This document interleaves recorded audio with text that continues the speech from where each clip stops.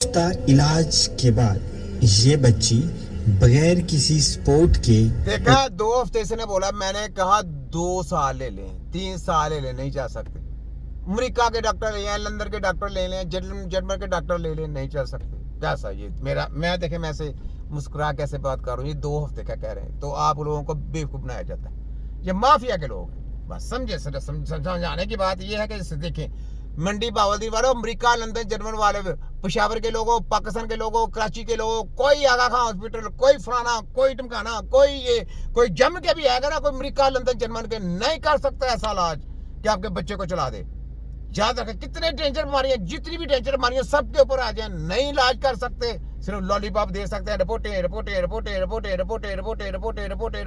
तड़ photo copy रिपोर्टें कर निकालते रहे, लेकिन इलाज अंडे बटा अंडा, रिजल्ट 0/0। तो ये क्या है? शैतान की स्टडी है, अंडे बटा अंडा, गंदी स्टडी है, लगी समझ, कौमों को गुमराह करने वाली स्टडी है। सुने जरा फिर दोबारा। शहर मंडी बहाउद्दीन में भी पैदाइशी माजूर बच्चों का इलाज किया जाता है।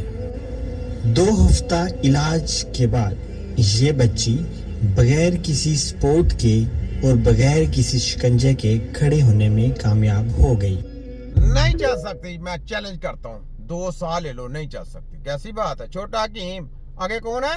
छोटा हकीम। ये लें एक और सुने।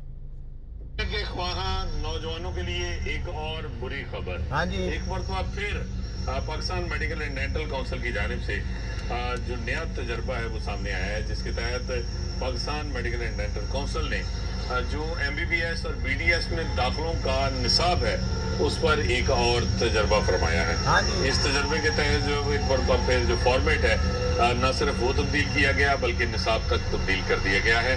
और अब MD कैट के इम्तिहान की जो तैयारी है वो FSC के जो स्टूडेंट्स हैं उनको इस नए क्राइटेरिया के मुताबिक करनी होगी।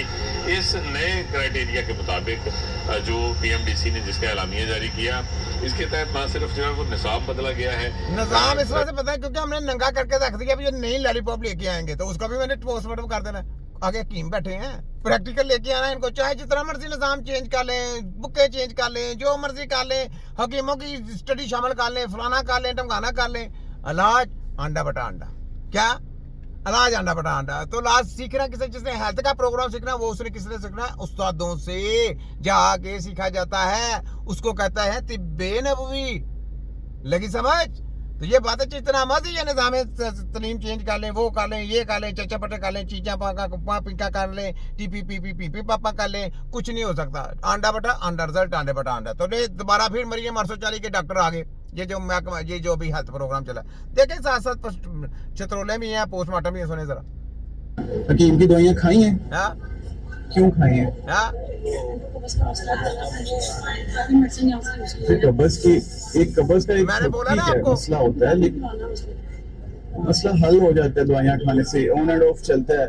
कौन से की? इसी जगह से मैंने आपको पुरानी वीडियो मेरे पीछे चले जाए, मैंने सारा कुछ पूरा पोस्टमार्टम करके रख दिया। ये दोबारा वीडियो मुझे किसी ने भेज दी थी, तो मैं ये दोबारा, लेकिन थोड़ा सा एक्सप्लेन करूंगा इसको, फिर मैं इसको थोड़ा सा कर दूं, थोड़ा पोस्टमार्टम है ना, थोड़ा कर दूं। से खाई?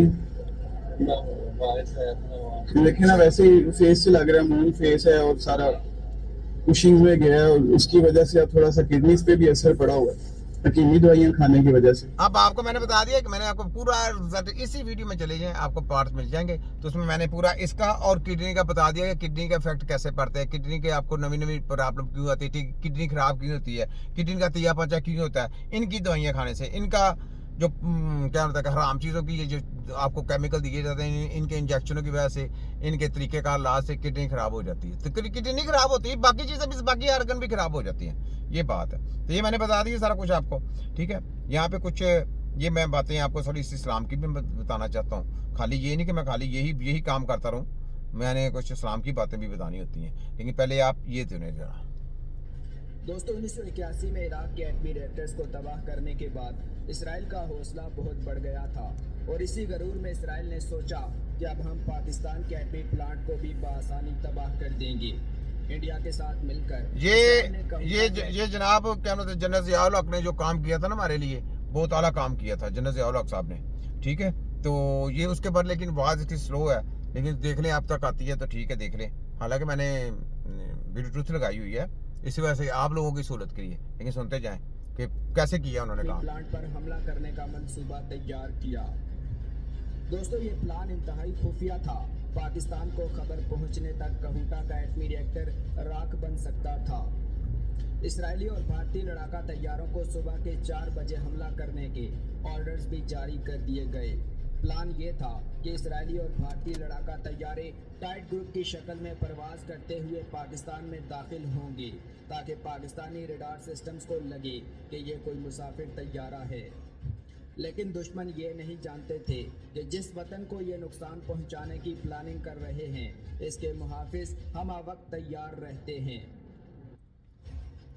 दोस्तों, कहा जाता है कि जनरल जियाउल हक शहीद को रात 12 बजे किसी रूहानी जनरल जियाउल हक साहब ने बहुत काफिशें की हैं पाकिस्तान के लिए। जनरल जियाउल हक साहब ने बहुत काफिशें की हैं, याद रख लें, जो कि उन्होंने देखे पाकिस्तान में एटमी प्रोग्राम सबसे पहले इन्होंने कहा था कि पाकिस्तान को एटमी कुव्वत बनना चाहिए, और इन्होंने डॉक्टर अब्दुल कदीर का हाथ भी चूमा था। ये होते हैं जनाब जो मुल्क के लिए काम करके जाते हैं और एक आला काम करके गए हैं। तो आज लोग कहते हैं कि जनाब जनरल जियाउल हक ने ये किया, वो किया, फलाना किया। मैं कहता हूँ वो उन्होंने इस्लाम पे भी पहरा दिया, और जो पाकिस्तान को उन्होंने ये जो आपको तोहफा दिया ना एटमी प्रोग्राम का, ये बहुत बड़ा तोहफा है, जिसमें उन्होंने डॉक्टर अब्दुल कदीर साहब को फ्री हैंड दिया था। तो ये बात है, ये लोग हैं जिन्होंने कौमों के लिए काम किया।